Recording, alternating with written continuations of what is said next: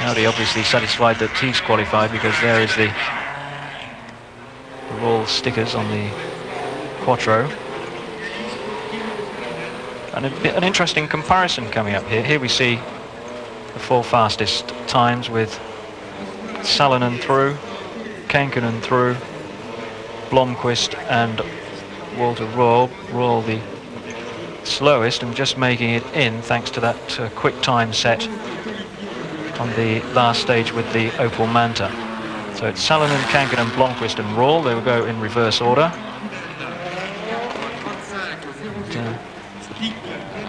Walter Rohrl, the double world champion, 1980 and 1982, bringing the Quattro up to the line. C'est le premier des 4 pilotes à s'élancer pour les demi-finales avec l'Audi Quattro. Donc départ dans quelques petites secondes pour l'Allemand Walter Rohrl, le directeur de course.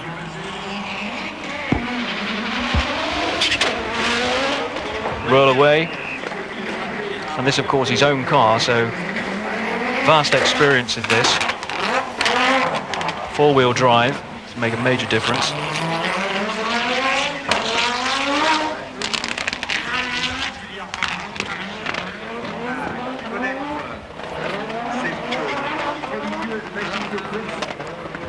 Been in rallying now for 21 years.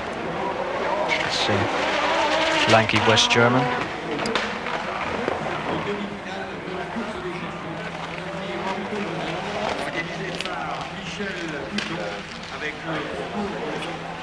Excellent driver, very competitive man.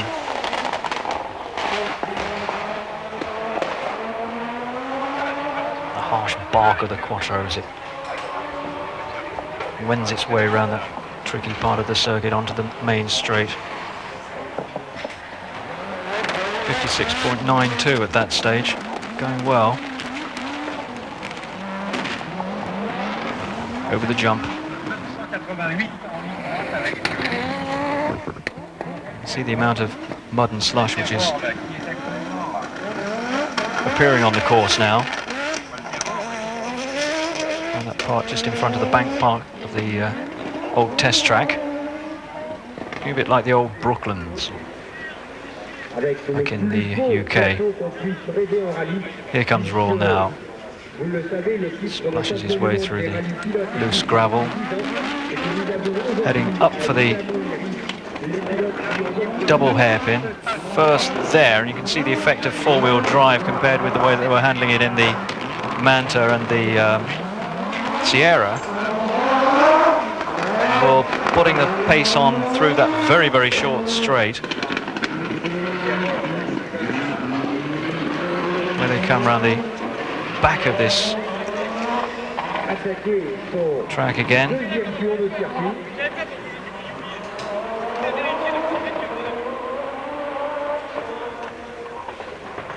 Quattro here on its second circuit at the Montfleury track, with Walter Rohrl at the wheel. It's the semi-final. The 4th place man Rohrl up against Blomquist, Salonen and Kankkunen, already eliminated. Mikula, Voldegaard, Biassian and Ari Vatanen. Walter Rohrl in the Audi Quattro getting a second look at this part of the track.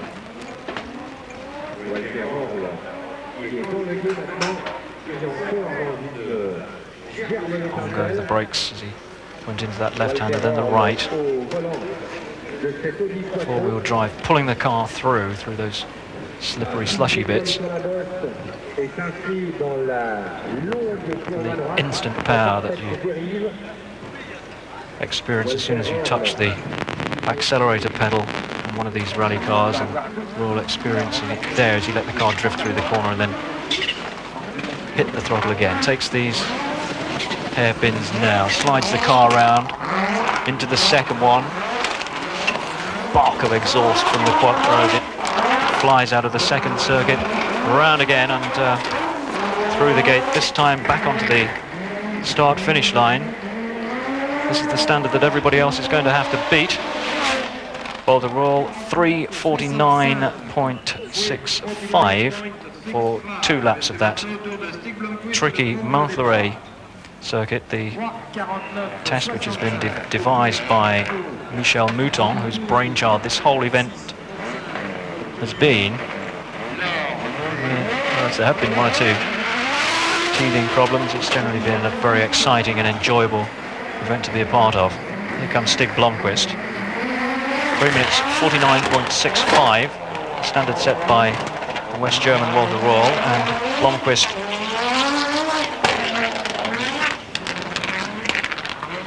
will be attempting to put some daylight between himself and the rest of these 2 circuits of this track.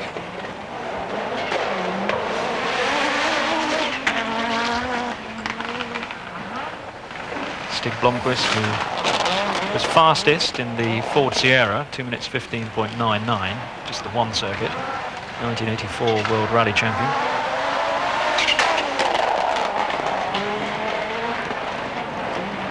From this semi-final we will have 2 finalists. And the one man who's extremely determined to be there is Stig Blomquist.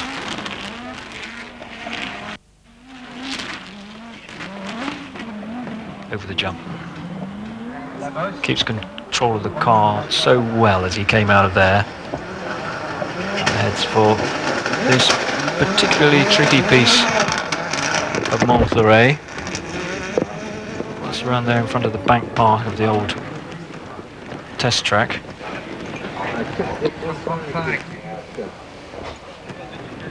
Just got a glimpse then of just how badly that part of the track is cutting up. Puddles lying there as he heads now for this grubby hairpin, the first one. Goes well, just gets the car a little bit too much sideways, but manages to pull out and get into a decent position to come through the second set. Away he goes on his second lap, so just about 2 minutes for his first one.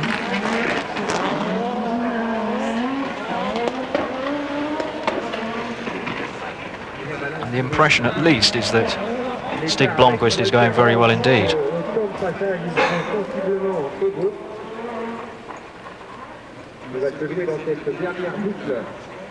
Quattro, a real driver's a real enthusiast car.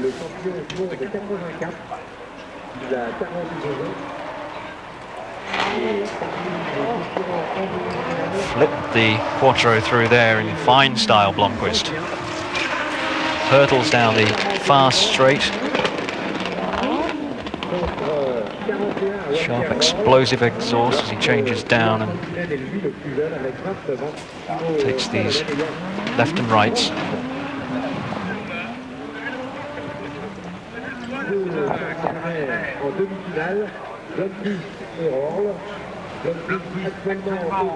Car wash business in Montlhéry is going to make a profit at the end of today, I should think. Well, the state of some of these cars after just a couple of laps around this circuit. Very nasty day, slippery conditions, and tribute to the experience and the quality of these drivers that we've, so far at least, seen any major moments. Here comes Blomquist into the double hairpin for the second time. Seem to be fighting it a little bit through there. Now then, 3 minutes 49.65 set by Rohrl, and he's going to be outside that, Blomquist.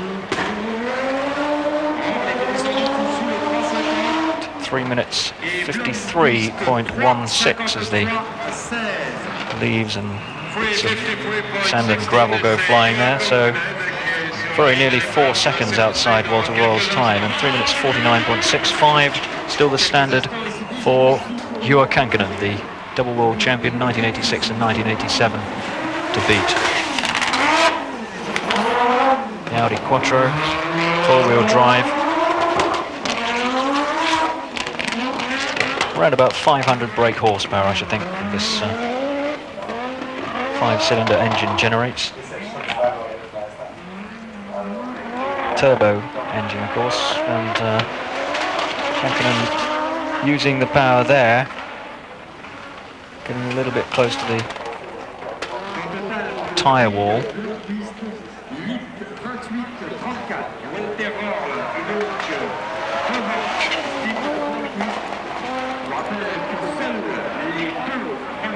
Really puts the pace on now, Kankkunen. Down the straight. Brakes on. Left-hander. Negotiates that well, then the jump.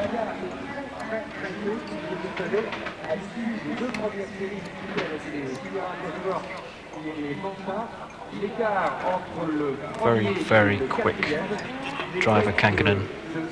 Very alert brain, a tactical driver too. Noticeable that the RAC last month he used the rules and regulation book as well as he possibly could. Unfortunately, he went out on the last day because he'd actually manoeuvred himself into a position where he could have won the rally. Here he comes into the hairpin now.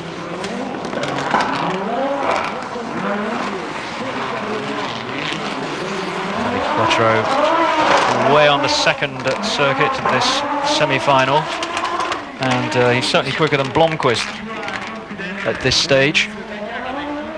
3 minutes 49.65 the standard to beat. So he's got to go even faster on this second circuit than he did on the first to get inside Walter Rohrl's time.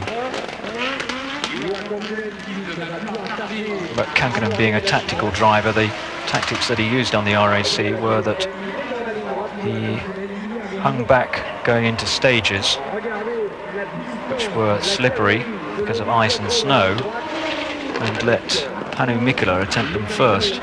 Forced him into a position where he had to go first through the stages and obviously clear a path for Kankkunen and also give him a standard, a time to beat. And by using up his 20-minute allowance, Kankkunen eked out decisive advantage at the end of the fourth day. Helped, of course, by Mikkola making a wrong tyre choice as well. Here comes Kankkunen. It's the power on quickly through that particular stage after the jump.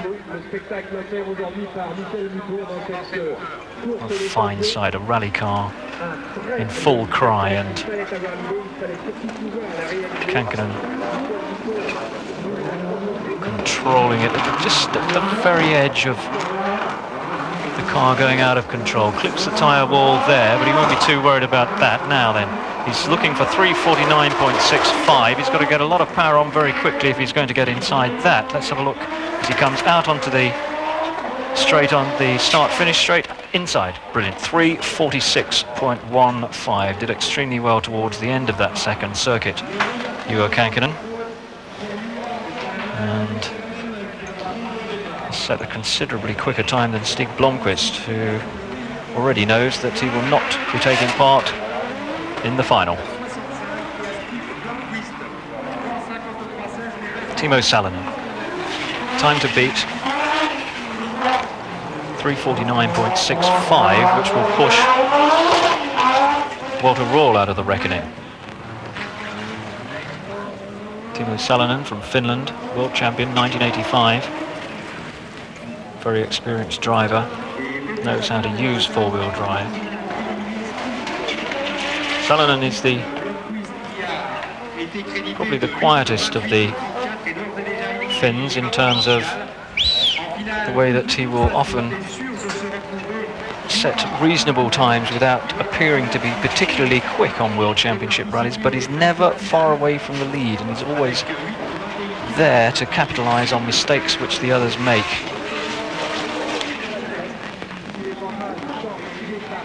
Down the straight, the brakes go on a touch earlier than others, I thought, for a moment, and maybe Salonen just approaching that particular left-hander a little bit gingerly.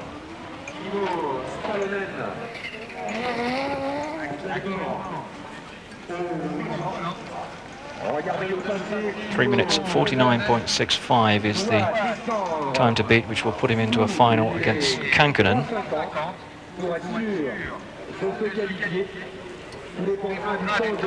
Obviously, mind setting the fastest time here and having the advantage over Kankkunen in the final. Here he comes into the double hairpin for the first time. Slides it very effectively, probably just a little bit shy of getting the power on quickly there in that particular stretch of the circuit, but it's away and onto his second circuit in under 2 minutes, so a chance to challenge Rohrl's time, and maybe if he can put in a performance something like Kankkunen did on his second circuit, then maybe he could come out fastest in this semi-final. Timo Salonen, the 1988 Mazda driver. Second last time out on the Lombard RAC in Britain in November. Flips the Quattro through that part of the track, down the far straight, looking for the left-hander at the end, and again just touching the brakes a little earlier than most there, I thought, over the jump. Handles it well through there.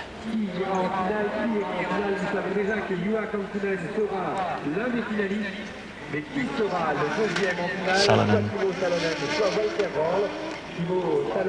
for a disappointing 1988 season all round, I would think he'd be a little annoyed that he's not managed to do better, not his own fault, problems with the car and so forth, and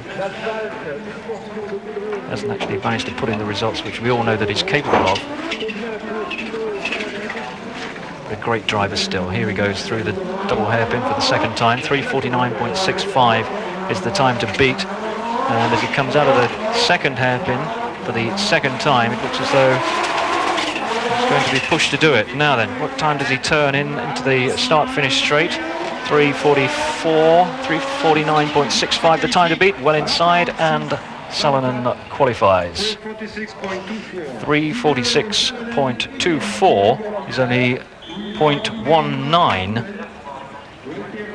or 0.09, as you see there, outside the time set by Juha Kankkunen in the semi-final. So the head-to-head now, the 1985 world champion Timo Salonen against the world champion of 1986 and 19